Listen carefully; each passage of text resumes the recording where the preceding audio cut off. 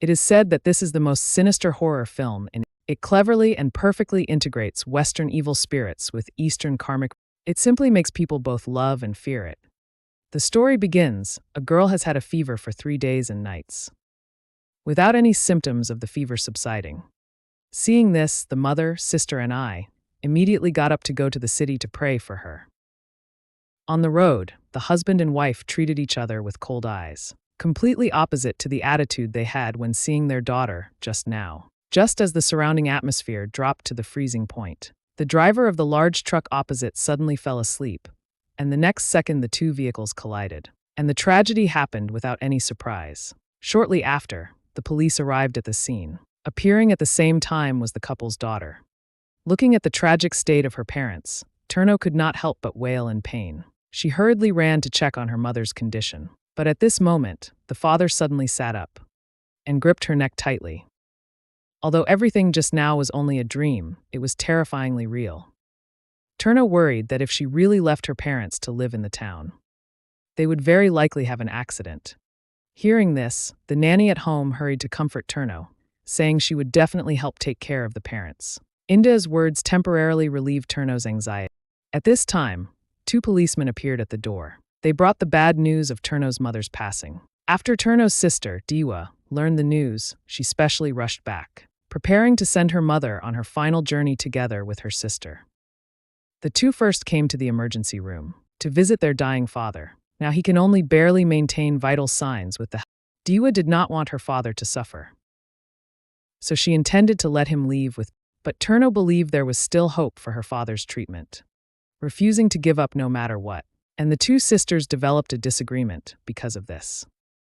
But Diwa spoke of a very realistic problem. In total helplessness, Turno chose to compromise. After the 2 brought their father, Anigong, home, they held a funeral for the mother. People who heard the news came one after another to mourn. Among them were Taegyo and his mother, Mother Yi. They belonged to Anigong's outside. Therefore, Diwa did not welcome the arrival of the 2. But for the sake of the overall situation, Turno still hosted them. Hearing Mother Yi say she wanted to see Anigong, Turno brought her to the bedside. Immediately, she asked Mother Yi to read the Bible to her father. When Turno was preparing to entertain the guests, she accidentally overheard a conversation between Diwa and, seeing that the father was not yet dead, the brother-in-law started plotting for his assets. Turno felt very sad in her heart. At the same time, Mother Yi, who was praying for the father, encountered while she bent down to pick up her glasses. Anigong suddenly sat up. After calming Anigong down, Mother Yi looked for her glasses again. Unexpectedly, a strand of hair appeared under the bed. Following that, the bed surface also suffered a severe depression. However, when Mother Yi stood up to check, Anigong showed no abnormality at all. Mother Yi originally thought her eyes were playing tricks on her.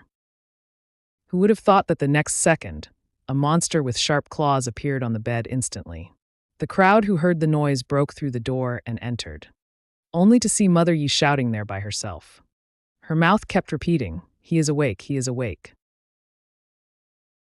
Clearly, the several people did not believe Mother Yi's ghost stories at all. Diwa stared at her even more fiercely, noticing her gaze.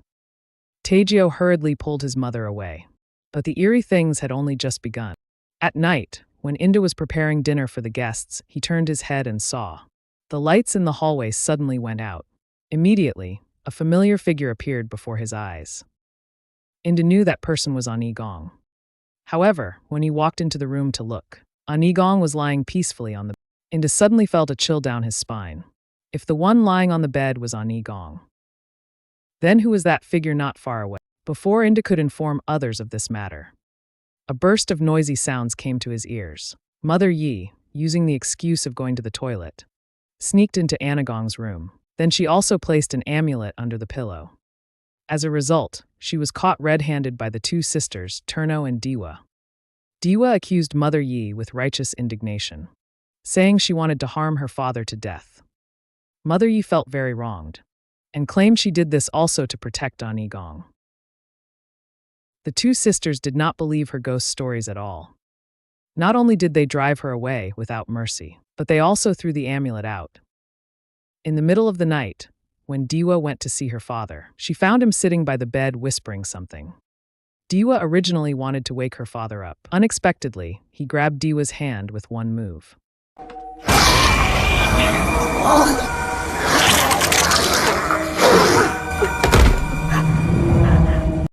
Diwa was terrified. She decisively grabbed her bag and fled from here. On the way home, the father's call came to Diwa's ears again. She cautiously looked back, only to see her father standing not far away, quietly looking at her. The next day, Turno learned the news of her sister's death. But before she could emerge from her grief, the father targeted Tejo again. Tejo accidentally discovered the father's figure at home. So curious, she walked over. At the same time, Turno, who was reading the Bible, was suddenly interrupted by a rapid knocking on the door. The visitors were two local policemen. The reason they sought out Turno was because they wanted to investigate the truth of Diwa's murder. According to the police's understanding, a few days ago Diwa had a dispute with Tejo, and the reason was for the father's inheritance. Turno did not hide anything regarding this. She clearly remembered that day Tejo had said he would definitely get everything he wanted. Hearing this, the police suspected that Tejo killed Diwa, but when they were preparing to carry out the arrest, Tejo had already slipped away. Afterward, Mother Yi quietly found Turno and told her a shocking secret. After hearing Mother Ye's words, Turno finally understood. The reason Mother Yi placed the amulet on the day of the prayer was because she wanted it to protect An Gong. At this time on the other side, Tejo was already in imminent danger. She discovered a man standing not far away, but no matter how she shouted, the other party did not give the slightest response. Moreover, that person kept hitting a wooden stake with his head. Such a spine-chilling scene scared Tejo so much she collapsed to the ground. Just as she was preparing to run away, the father's call came from not far away. While responding, Tejo unconsciously backed away. At this moment, she discovered with horror, a white-haired demon was standing behind her. The demon kept staring fixedly at Tejo. The tiles on both sides were also constantly falling under its control. Seeing this, Tejo hurriedly ran toward the warehouse. As a result, a ghost hand suddenly stretched out from the ground.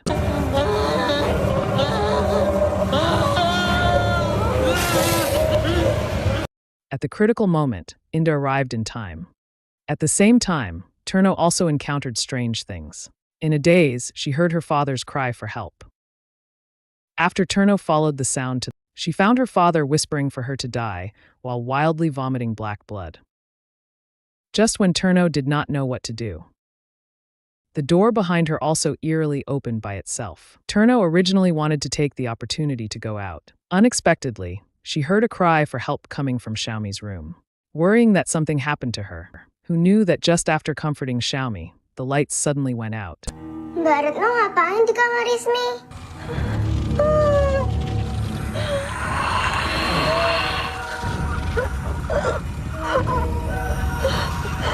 Xiaomi kept looking coldly at everything happening on the bed. Until Inda appeared, he then fell to the ground strangely. Fortunately, in the end, Turno escaped the ordeal without danger. At this time, Inda discovered a large burn mark on and he also started crying uncontrollably due to the pain.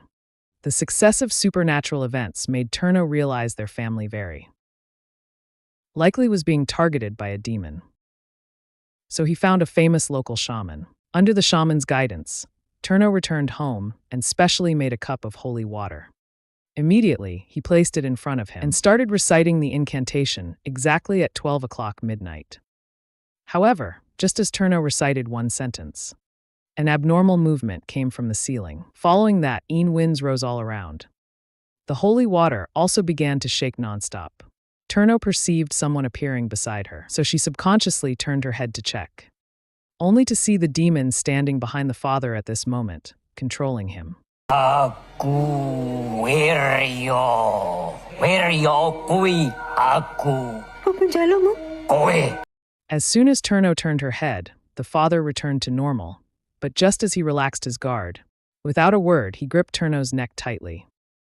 Fortunately, at the critical moment, Turno struggled to break free from. The next day, when Inda delivered food to Tejio, he saw Tejio looking in a wretched state. So he started crying with guilt. It turned out that it was Inda who killed Diwa. To evade responsibility, Inda deliberately put the bloody knife in, framing the crime on him. And the reason he did this was to save his own daughter. Hearing this, Tejio did not have the slightest mercy. He directly choked Inda's neck, constantly venting his inner anger. But soon, intense pain filled Tejio's entire. In a short while, Tejio died due to poisoning. At night, Turno found Inda, telling him to hide in the room and not come out, because the shaman had already promised to help the father get rid of the demon's entanglement. But Inda showed a look of difficulty. Immediately, he also quietly came outside to watch the shaman perform the ritual. The shaman told Turno to pour the water on the father, however, just as it was poured. The father's whole body began to tremble. Almost at the same time, Xiaomi inside the house also let out bursts of wailing. Inda hurriedly returned to his daughter's room. But blood kept gushing out from behind the daughter. And the holy water also began to drain away with it. After a moment, the father finally returned to normal. Just as the shaman was celebrating that he had saved Ani Gong, Inda suddenly appeared and stabbed him to death with a knife. Immediately, he turned his spearhead toward Turno. It turned out Ani Gong was a veritable scumbag. He not only had an outside room, but also had an affair with a nanny, Inda. After Sister Ani Gong learned of it, she originally wanted to have a sorcerer cast a curse on him. But unfortunately, Ani Gong had a guardian spirit on his body. The demon simply could not get close, so Sister Ani Gong settled for the next best thing and had the sorcerer target Xiaomi. Unexpectedly, Xiaomi really had a reaction after waking up. Seeing his daughter looking more dead than alive, Inda was very heartbroken. He found Ani Gong, wanting him to transfer the guardian spirit to Xiaomi. Ani Gong did not refuse this, originally thinking of performing the praying, but unexpectedly an accident occurred, and this matter was also temporarily shelved. Seeing Xiaomi's condition getting more serious day by day, Inda decided to kill all the children except Xiaomi. In this way, the guardian spirit would pass to Xiaomi according to the blood. This way her condition would improve accordingly. Just as Inda was preparing to kill Turno, Anagong's body suddenly had an abnormal reaction. Katakan, kau rela menerimaku, dan aku akan menyelamatkan nyawamu. To protect herself, Turno could only agree. In the blink of an eye, the demon possessed Turno's body. He pulled out the knife from his body, then let out a piercing scream. At the same time, tables and chairs fell, and the doors were tightly shut. Seeing this, Inda immediately fled madly, but he was simply no match for the demon. Turno madly hit the door with her head. Even though she was already bleeding nonstop, she had no intention of stopping. In the end, Turno successfully caught Inda.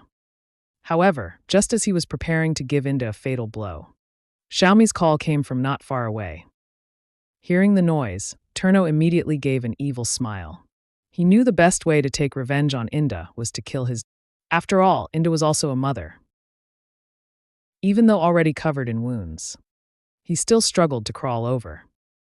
Inda bitterly begged Turno, hoping he would not hurt Xiaomi. But Turno was not moved at all. He used a sharp knife to cut Xiaomi's skin, then took out the strands of hair inside and placed them into the demon's hand. But what was unexpected to several people was Xiaomi's condition suddenly improved, and Turno also regained her sanity. It turns out demons also have good and bad distinctions. At the critical moment, it was Xiaomi who awakened the goodness in the demon's heart, and even lifted the sorcerer's curse for him. As for Inda, who was blinded by hatred, in the end, he also received legal punishment. Please support us by subscribing to the channel.